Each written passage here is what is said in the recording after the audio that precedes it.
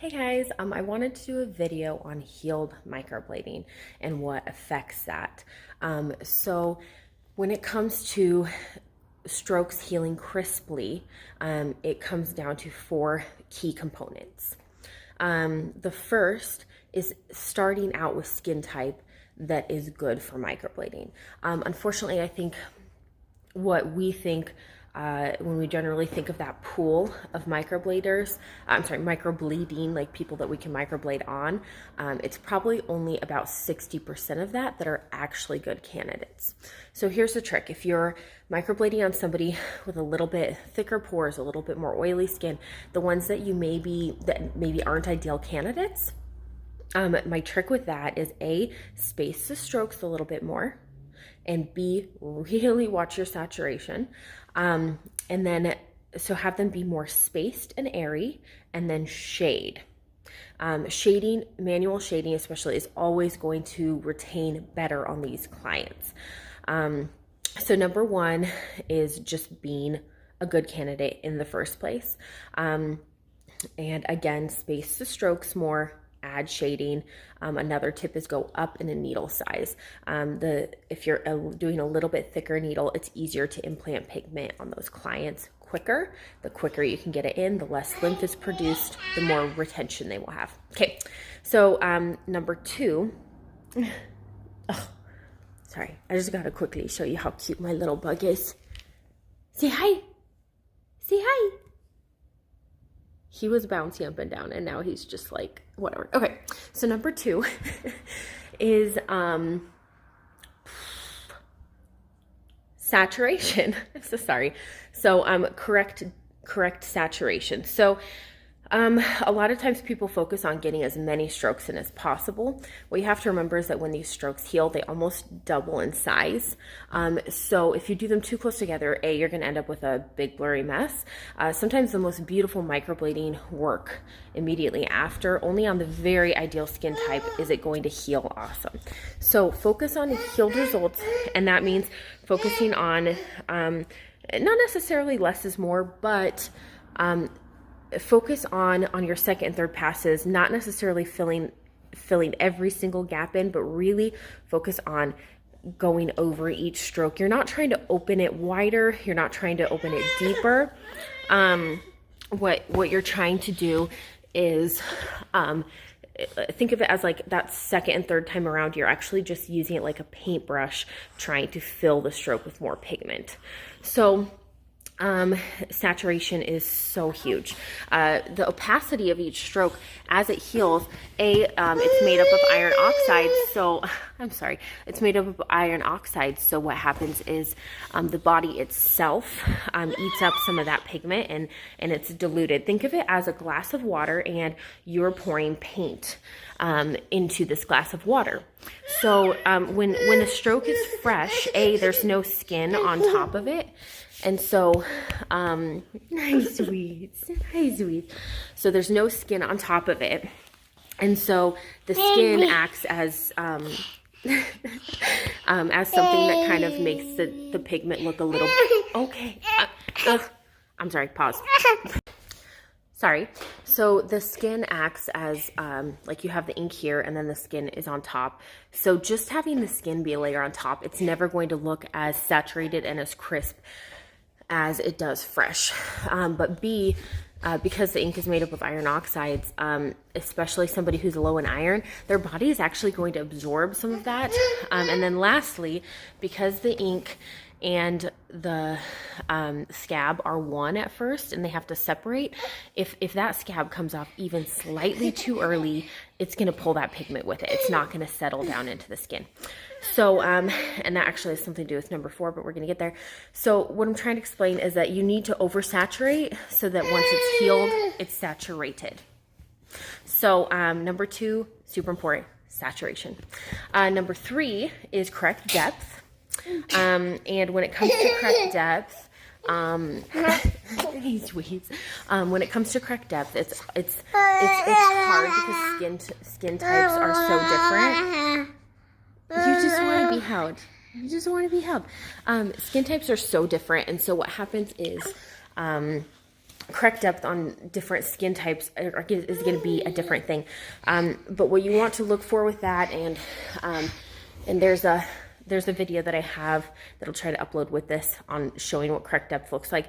But you want to see a little bit of separation and almost see through to that like reddish part underneath, like a pinkish part.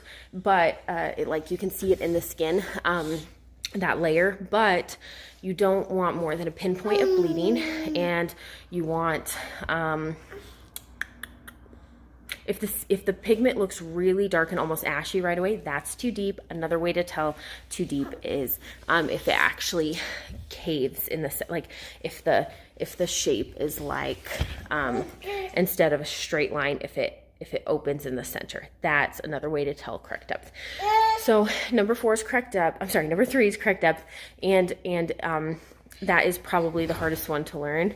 By the way, a trick on saturation, after you do your latex, go back through the entire latex, practicing going over every stroke. Everybody practices doing first pass. When I say first pass, I mean like literally first time going over a stroke. I know some people say first pass, you do the outline, second pass, you build more. The way I use the word passes is I'm talking like literally going over the same stroke. So anyways, a lot of people practice, doing that first strokes, like the first pattern, but I think a lot of people don't practice going over the same strokes. So do that. And also that teaches you to have a light hand, which comes in number 3, correct depth, because when you're filling those strokes, it really helps you get your depth right. So, okay. And then number 4 is aftercare. The biggest role that affects aftercare is lymph fluid and leaving the scabs alone. This is actually the only part that we don't have control of. I know we don't have control over their skin type, but we have control over the clients we take on. So really, this is the only thing we don't have control of. The number one way I combat this, honestly, is I charge for touch-ups. And I know that that's like a controversial, like people say one way or the other on that. The reason I charge for touch-ups is because I just straight up tell people, hey, guess what? You cannot follow this if you want. Your call, but then you might be paying for, a third touch-up. And if you do a really kick butt job, you might not need a touch up at all. So that's how I sell them. At the end of the day, like almost everybody actually needs a touch up, but they try so hard because they want to be the one that doesn't need a touch up, right? So, and then the other thing I do with aftercare is I give them a video going over aftercare. I send it to them. I have a card I send home with them. I feel like those things are key in helping your client follow aftercare. But the main thing before they walk out the door that you just need to reiterate to them is, listen, this is not permanent in your skin. It's not permanent in your skin until it's healed. That means scab, fully healed, peels off, white flakes, bam, that's when you're healed. So you just need to make it clear to them, like, hey, these look great right now, don't mess it up. So when it comes to aftercare, and I'll do a separate video on exactly what I do for aftercare, and actually have it be something that you guys can show to your clients if you'd like.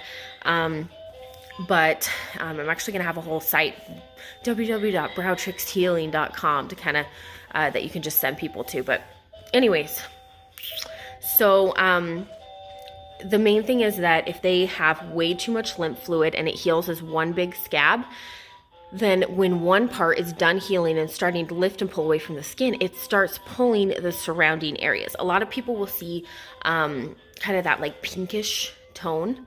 That is because when it lifts out too early, you get that pink color. So anytime there's pink color, either your depth was not deep enough, or the scabs came off too early. Like, end of story. If pink is there, unless it was like a super, super bad color choice, but that's rarely the case. It's usually depth and usually scab coming off too early. So long story short, the main thing there is just having correct aftercare and getting your client to follow it and making it clear to them that part of their investment is following aftercare. So I hope this helps. I'll get the healing stuff up ASAP. And I also have these like cute little kits. Actually, I'll show you really quick. So I just had to show you, like, look at how cute these are. Is this not so adorable? So I'm gonna be selling these with the aftercare and without. So if you want to put your own aftercare in it, you can. I'm not trying to say that this is the best aftercare out there. I've had my clients like beta test, you know, this. I've even had some clients do one on one brow, one on the other. I'm not trying to say it's the best out there. I'm just trying to say that like the healed results of this are at least 95% of all the other aftercares that I've tried as well. So I'm just trying to put something out there that will save you guys money. So anyways, love your faces. I hope this video helps, and definitely please do my whole crisp strokes course. If you need a code, if you need whatever, like, let me know, hit me up, and thanks for being part of this group. So